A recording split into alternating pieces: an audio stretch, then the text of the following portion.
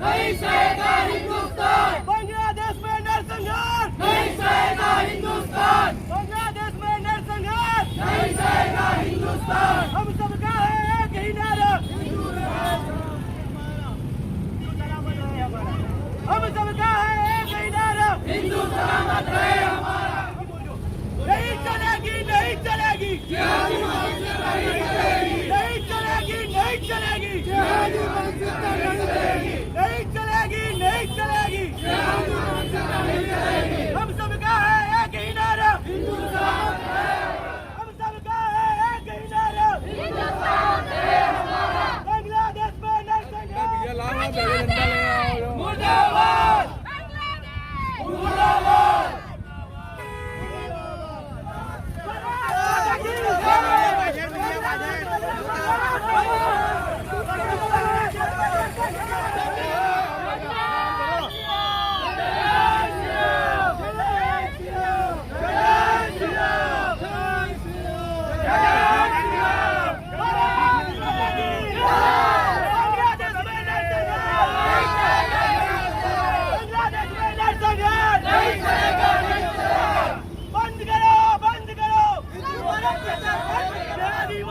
नहीं चलेगी, नहीं चलेगी, नहीं चलेगी। बांग्लादेश में नरसंहार नहीं चलेगा, नहीं चलेगा। नहीं चलेगा।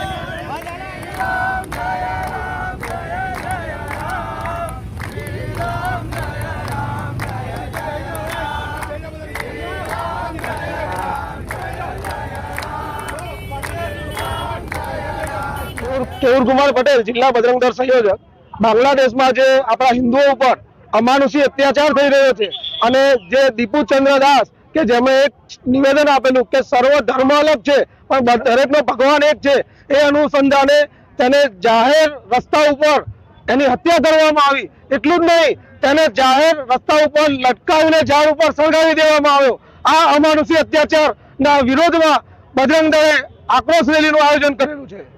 કાર્યક્રમ બીજા કરવામાં અત્યારે જે બાંગ્લાદેશમાં અત્યાચાર થઈ રહ્યા છે તેમાં બાંગ્લાદેશની સરકાર યુનુસ મોહમ્મદ ને એક ખ્યાલ હોવો જોઈએ કે દરેક ભારતીય જે સૈનિકો છે તેમણે બાંગ્લાદેશના જે તે સમયે 3900 સૈનિકોએ બલિદાન આપેલા છે અને જ્યારે એ ધરતી રક્ત રંજિત થઈ રહી છે ત્યારે હિન્દુ ક્યારેય આવો અમાનુષી અત્યાચાર નહીં સહે અને જ્યારે આવો અત્યાચાર થઈ રહ્યો હોય આંતરરાષ્ટ્રીય સ્તરે ત્યારે આંતરરાષ્ટ્રીય માનવ અધિકાર પંચ શું રહ્યું છે, કેમ તેની ઉપર કોઈ પગલાં નથી લઈ રહ્યું। જો અત્યારે સરકાર કડકમાં કડક કાર્યવાહી કરી અને આંતરરાષ્ટ્રીય માનવ અધિકાર પંચ આની ઉપર કોઈ કાર્યવાહી નહીં કરે તો યુનુસ મોહમ્મદ ભૂલી ના જતો કે અહીંયા ભારતમાં 2 કરોડથી વધારે બાંગ્લાદેશીઓ ઘૂસેલા છે।